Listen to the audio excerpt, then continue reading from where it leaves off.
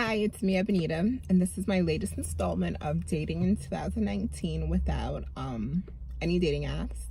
So last week Saturday, I decided to go speed dating with one of my really good friends, and it was a very interesting experience. When we walked in, my friend and I looked at each other and we thought, like, wow, we're the best looking people in here. Maybe we should just turn around.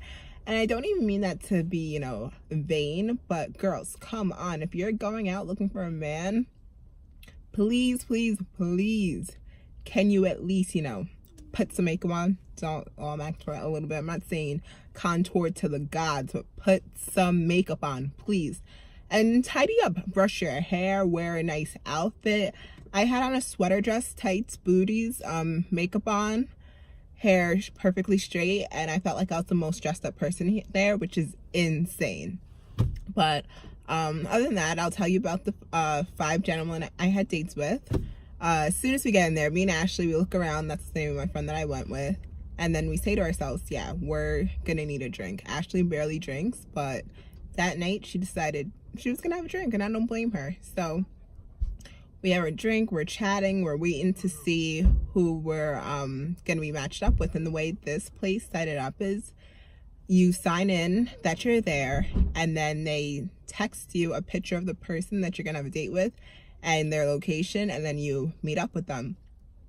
And by location, there's 2 points. There's point A and there's point B. And so they text you like, hi, your date Michael's here, he's in section A, like look for each other, So people are literally walking around looking on their phones trying to match the person they were supposed to date with their picture, which was awful because a lot of people don't know how to take pictures. A lot of people didn't put in headshots. It was just very weird. But let's move on. My first date, and I don't remember any of these men's names, so I'm just gonna say my first date that I was set up with. I go, oh, okay, this guy's handsome. Like, he's a little short because I had maybe like 3-inch booties on. So I was like 5'8", and we were about the same height. So I was like, but okay, let's see. He's like good looking.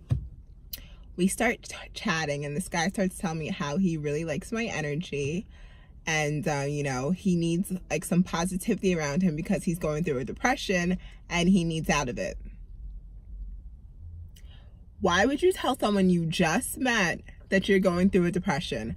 I understand, and I'm a big person. I'm not going to stigmatize him or any of the mental health because I'm passionate about that myself. But you do not tell someone you just met that you possibly want to date that you're going through depression.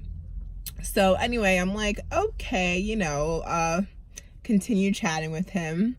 Then he starts telling me about what he does. And he was very passionate about his job. You all know what his job was? He was, I don't even know how to describe it.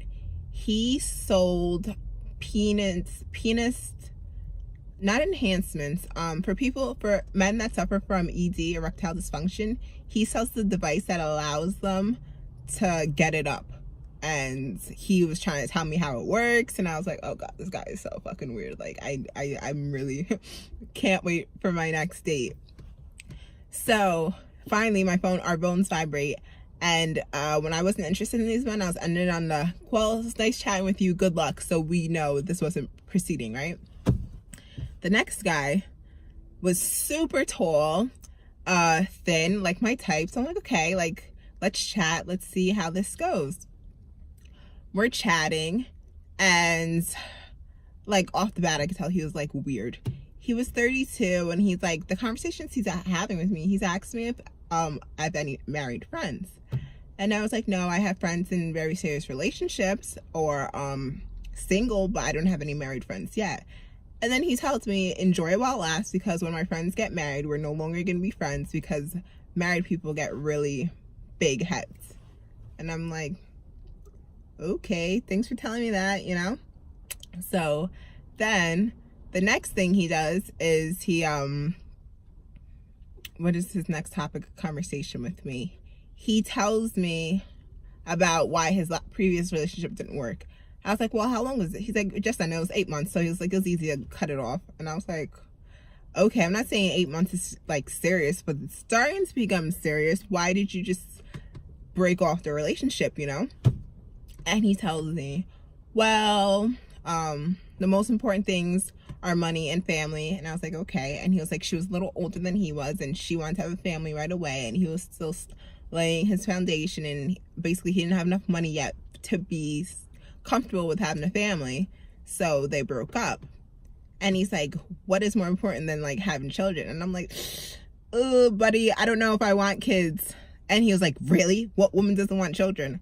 I was like, wow, take a sip of my drink. Don't attack me because I don't want fucking kids, you know? So, and then he tried to tell me that I should get off my iPhone and switch to Android. So I was like, all right, buddy, this has been real. Bye. The next thing, my phone vibrates and it's a girl. And I'm like, I'm pretty sure I didn't put that I was bisexual in here. So what's going on? And then I decided to, you know, read. And it said, I guess there was more females than men there. So this was a friend match. And, you know, meet up with the girl. And you guys, since you're both here, are like-minded. And I was like, no. I have enough friends. I don't need any friends, especially another single girl who's trying to find a man and desperate like me. So, no. So I was like, yeah, I'm just going to sit this one out. Third guy. I remember his name, actually. His name was Rafael, right? Spanish guy. He was like super nerdy, and I'm not really into nerds.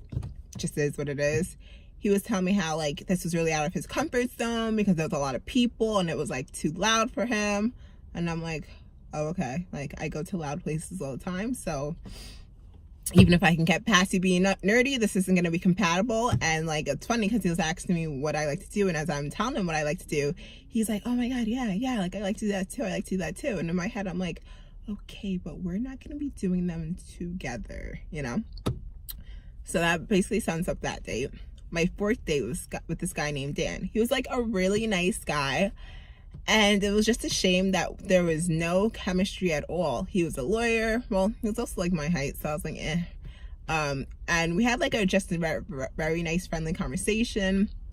You know, he told me like his parents are older. My parents are older too. His parents are in their 60s and mine are as well. And like his parents desperately want a grandchild, and you know, he's single. And then he has a sister who's so single too. So I was like, oh yeah, I can relate. My parents, they want more grandchildren. They only have one. And so far it looks like it just might be one and done, you know? So it was nice to just like chat with him about that. And then once our time was up, we parted ways and said goodbye. Now my last date, good God, could have went without this one, right? His picture, first of all, he had a hat on in his picture. So I was like, oh, this is easy. I'll just look for the man wearing a hat, you know? Like, men look totally different when they have hats on. Why would he do this, you know? So, after we finally find each other, this guy's like super into me. I could tell, and I'm like, oh, okay, I don't really think he's attractive, and he's kind of annoying. And I say that because he's like, you know, where in the city do I live? And I'm like, I actually live in Long Island. He's like, oh my God, you took 2 hours to get here? And I'm like, well, actually not 2 hours because I live half an hour out of the city. Literally, if I drive or if I take the train, it takes me 30 minutes. It's not that far. And he's like, okay. So he's like, you whipping it? You driving stick? And I was like, I said I drive. I didn't say I drive stick. Like, where did you get this from, you know? So I was like, this guy's really annoying. And then as we're talking with each other, we see this couple that I guess really hit it off making out on the bar. And I was just like, oh, wow. And then he comes at me like, oh, are you one of those women who has to believes in waiting like 90 days before you sleep with someone? I'm like, I mean, if you have chemistry, I don't think you have to wait a certain amount of time. But there's no one I met here, or never have I met someone that I just started sucking their face at a bar, you know? And he's like, so you don't like PDA? I was like, I mean, I don't know. I'm just not comfortable with that, you know? And he was like, so are you the type to lead someone on? And then I was like, no, if I'm not interested, you know, I'm not going to lead someone on. So as we're sitting there and I literally say that, I'm like, all right, well, have a good night. Because I was like, this man's right. I'm not interested. Why am I going to continue chatting with him? He's like basically telling me all his sexual chemistry he has with me. And like, no, I was just over it. So I know it sounds like I'm being really pessimistic about the whole situation, but I honestly loved it. I loved it because it was so nice to be in an environment where every single person there was single and you're able to chat with them. And this is what I really like.